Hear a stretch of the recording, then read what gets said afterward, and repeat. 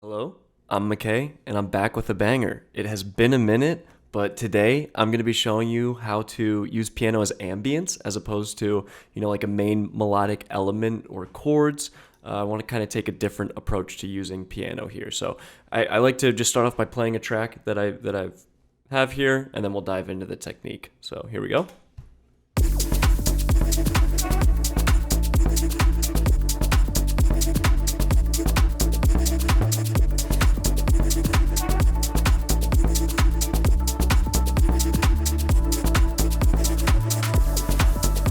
Okay, so that's enough to give you an idea of what we're working with. Quick interjection, the track that we're taking a look at here is my new release called Win You. It's a collab with my friend Aliias. If you like the video and you want to support us in any way, please stream the song. Please just go give it a listen. That's all I'm plugging here. Not a paid advertisement or anything like that. Aliias is a great producer too, and I also recommend checking out some of his work. But yeah, I'll dive back into the technique now. This is the piano that we're using as an atmospheric layer.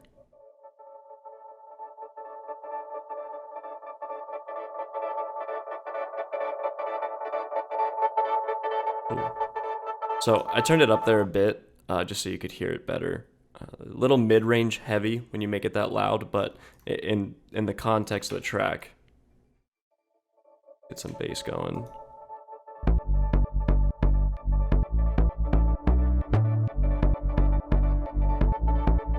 Yeah, so you can see it just adds like this nice, luscious top end bedding. And to do this specific technique, we're gonna look at some other examples of this too, but for this specific track, um, basically what I'm doing is I'm taking a piano that's playing a bunch of random notes, and I'm running that through a lot of reverb and a little bit of distortion and delay. Let me turn off some of this stuff, and you can hear what this sounds like here.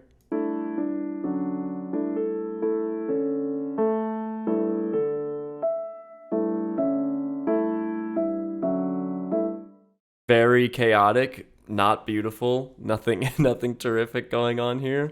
Um, I think I had a push at the time, and this would have just been me playing random notes, then quantizing it and putting it to scale. So yeah, not any coherent melodic structure. Cutting out the lows, reducing the highs a bit. Then I'm gonna run it through some reverb. This reverb's at 30%. We're doing some filtering here, so it swells. You can see that there. And then we have this particle reverb that automates up here at the, or no, that's up the whole time, okay. Yeah, so you're already starting to hear there how just with this reverb and filtering movement, that's like the main core of the sound right here.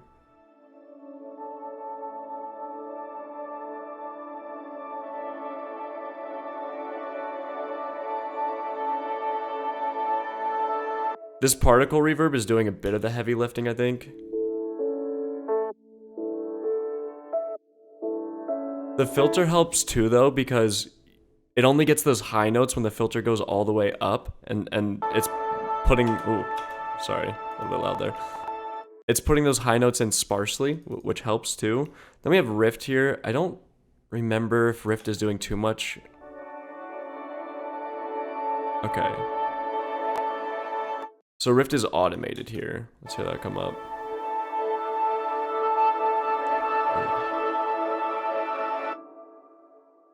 Okay, so that's just some distortion that's coming up towards the end of the section. Let's play it in context.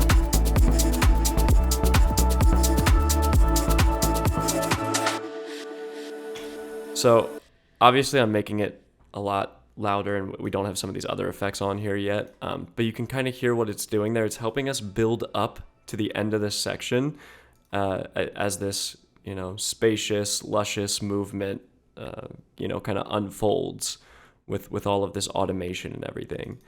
So lastly, this is the big part of the technique here too. I'm taking this very reverby long sound and I'm gating it to a drum loop so that it's more rhythmic. So if we come down here to this drum loop here,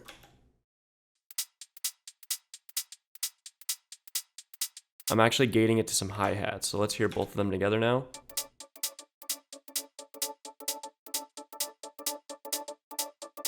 So that's what's reining the sound back in, because it's this long, luscious ambient pad. and then gating it helps to chop those tails so it's not just overwhelming you the entire time. So let's hear this in context now.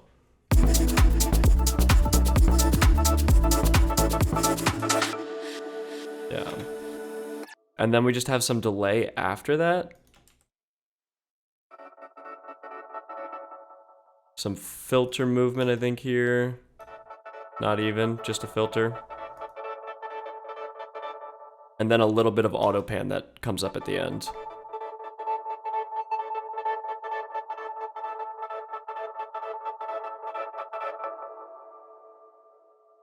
Yeah, and that is all there is to this one. I'm gonna drop this back down.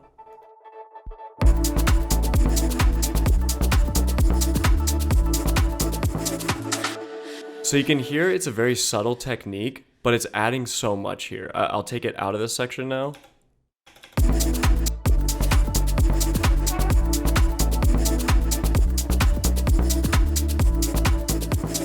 So do you hear how much it just like falls flat? Like this is doing a lot of, it's almost acting as a riser, it's acting as atmosphere, it's doing a lot here, and it's just a very simple technique.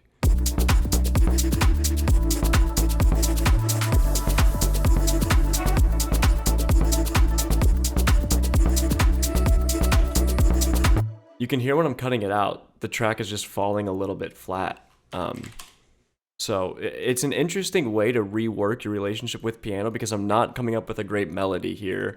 There's not a great chord progression. It's not the front and center of the track, but it's a very crucial element to the track nonetheless, even if it's tucked away in the background a bit.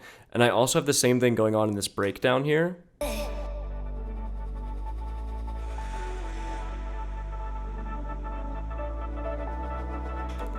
You can hear it right here. It's just a printed audio clip of the same thing. But again, it's adding that movement back in, and I'll take it out and you'll hear how, you know, the energy and the pacing is falling flat a bit when I take it out.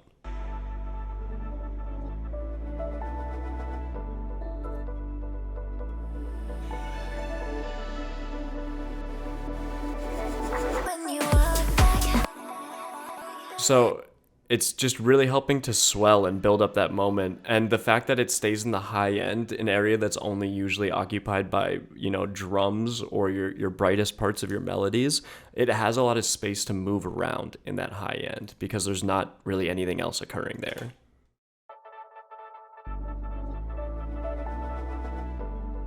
And without it, it really is it's adding so much life to the track that without it, again, it's just kind of falling flat. So that's one example of using piano as a texture and an ambient texture here. We're going to look at some other examples here.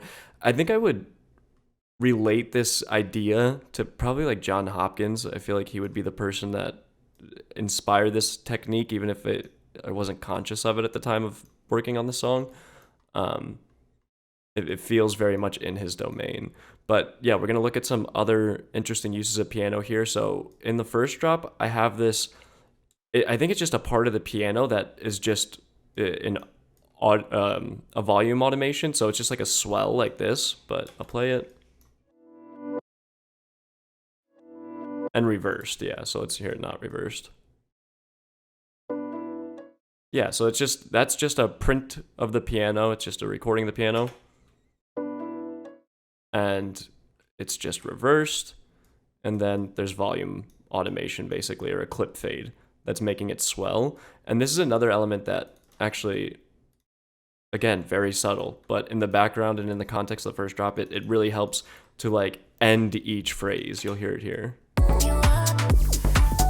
Do you hear how we're like building up, and then, you know, it's kind of like, I don't know, a wave of energy. It's building up towards the end of these sections, and then it's crashing into more lighter moments, and then it's building up again to the end of the section, and then crashing into a lighter moment.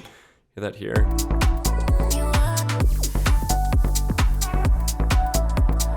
Here.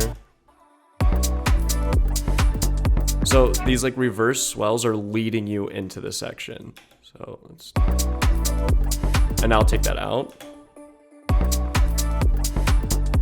It's not that like the track's awful without it. It just really helps like bring you into the next section and keep the pacing of the song and keep you, you know, ready for what's next without it again. And then with it. So obviously turned up there a bit volume-wise, but you can feel how it's pulling you to the next section rather than just like the song dragging on. And it really helps with like tension and energy in the flow of the track. This is just a cool thing with piano too in the song. This is against the video title and the point of the video, but essentially just rendered piano and chopped up the audio so it's a little bit glitchy.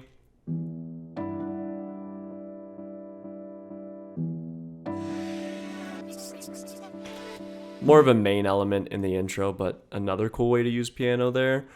And then the last things I want to touch on here are right here. So this is just taking a little sample of the piano. I think this is just a little piano note. I think there's volume automation. Sorry about that. So this is just a stagnant piano note playing, a note on the piano playing.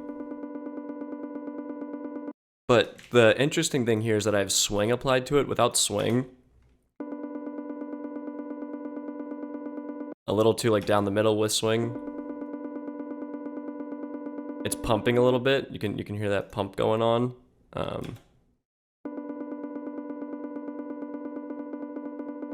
I could have probably done a 16th note swing there, which is funny seeing that now. But we have the swing there, and then we're just using volume automation to swell this up into the sections. Again, that swelling feeling pulling you to the next part. You can hear it here this is probably the breakdown. And then it comes back in the second drop too. So listen here, you'll hear this piano kind of coming up and it's cueing your brain in on the rhythm of that's about to come in with the drop, even though it's a very spacious breakdown without a rhythmic element. There's not like a snare buildup or something. So here.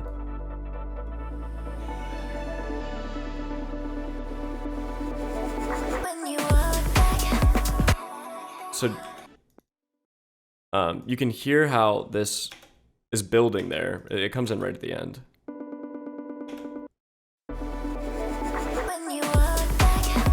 And it's just another interesting way to use piano. You know, I'm not using it to be this main lead element, I'm not using a chord here. I'm just taking a singular note, repeating that note, and just using volume automation to bring it up. To create like a more natural riser and to cue you in on, you know, the rhythm that's about to come in with the drop.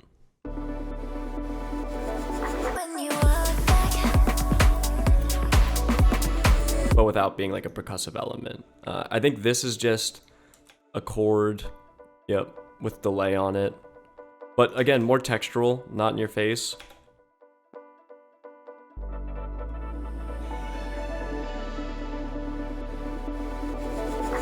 And the purpose of that chord and the delay on it is also rhythmic. It's also, you know, cueing you in. We're getting back into a rhythm section and we're leaving this ambient spacious breakdown. And in the drop, I'm also using this technique with more layers, the 16th note rhythmic piano thing with more layers to just, again, add more natural rhythms to the song without adding more percussion.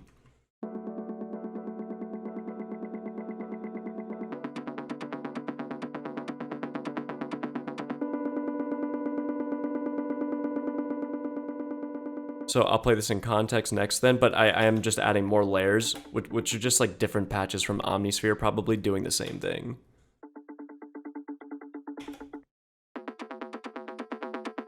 So that's just two Omnisphere patches, but same setup, just using melodic elements to drive the rhythm and pacing of the song.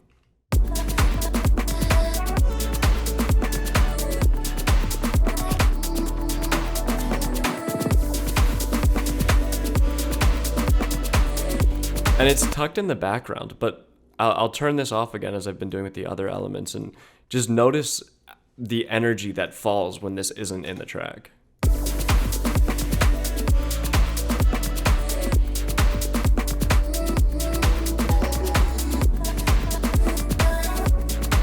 It's very subtle and you have to like really pay attention to hear it, but it does make a difference. It's this rhythmic pacing that's driving more energy into the song.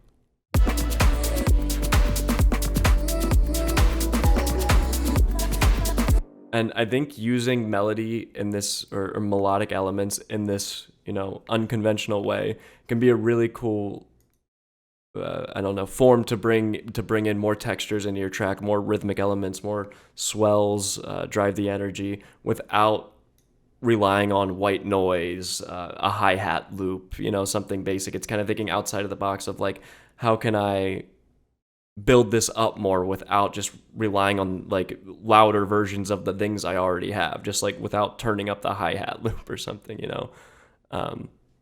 Let me A-B it again.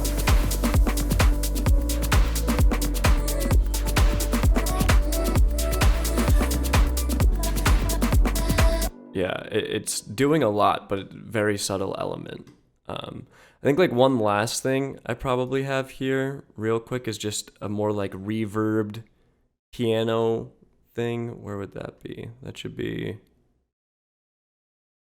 breakdown. Here we go.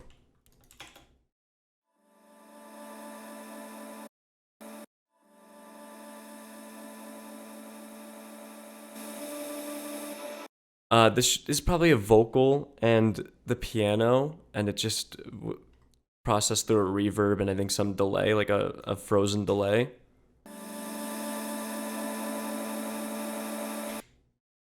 I can pull up, I think this is the part before it. Yeah, let's hear this.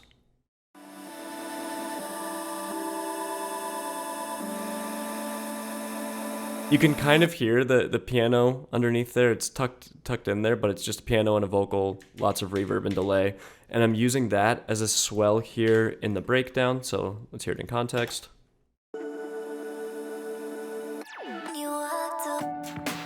And it's building up to that vocal coming in. So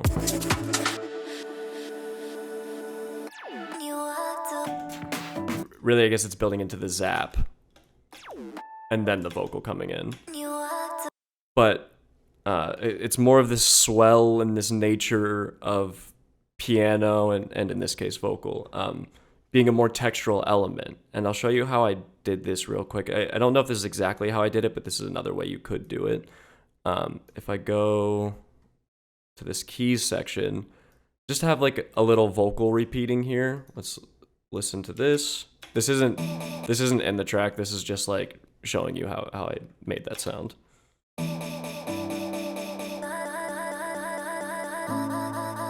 Okay, so just a little vocal snippet playing over piano. What we're gonna do is we're gonna use a delay that has a freeze feature, and if you've seen some of my other videos, there's like a 1975 vocal video I did with Primal Tap, showing one of their vocal techniques, and it's because of this freeze feature here. This one is not the same technique, but it is also using this freeze feature. And then I have this particle reverb. Any reverb's fine. But yeah, let me show you. Let's find a bit of audio we like. We're gonna freeze it and then reverb it out, and that's just gonna create a nice swell for us. Let me arm this too so that we can record in case something nice happens. So go here.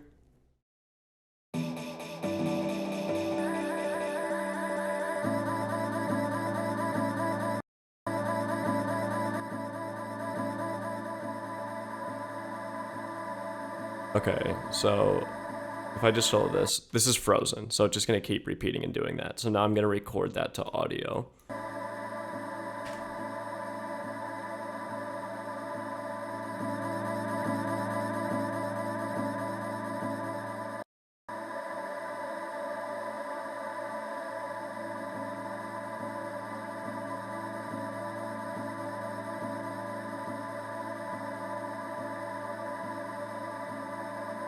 Okay.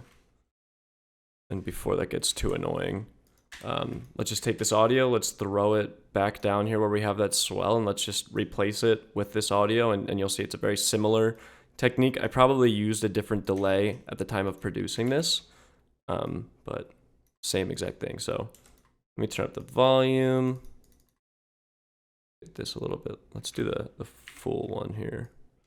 You can hear what's happening.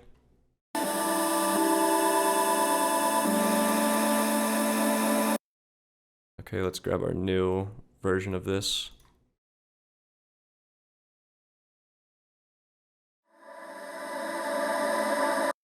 Okay, let's turn it back down and hear it in context.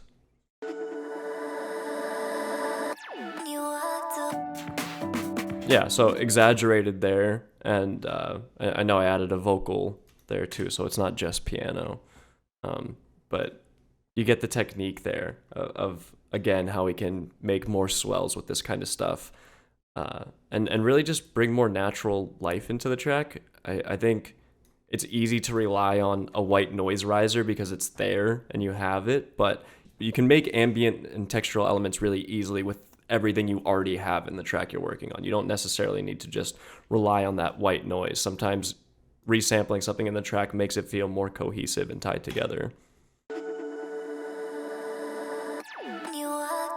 Yeah, like that literally works fine there. We just created that really quick with the vocal and intro piano.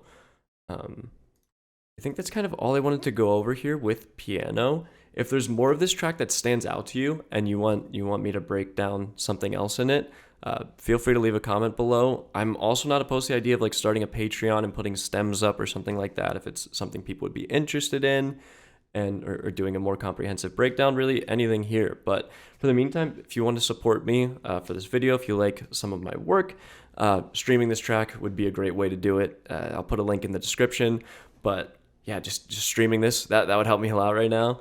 And I hope you get something out of this, and this can be a technique you carry with you, and you can try to use piano and other elements in your tracks in more unconventional ways, because it's really rewarding when you try to use something for something that's maybe not its intended purpose. Using a piano for an ambient atmosphere instead of a piano, it ends up with a different thing you wouldn't get from just using a pad, a serum pad or something like that for your atmosphere. So something to consider. And yeah, thank you for watching the video. I'll be releasing a lot more videos and a lot more music and content over the next few months, so stick around. Thank you so much. Take care.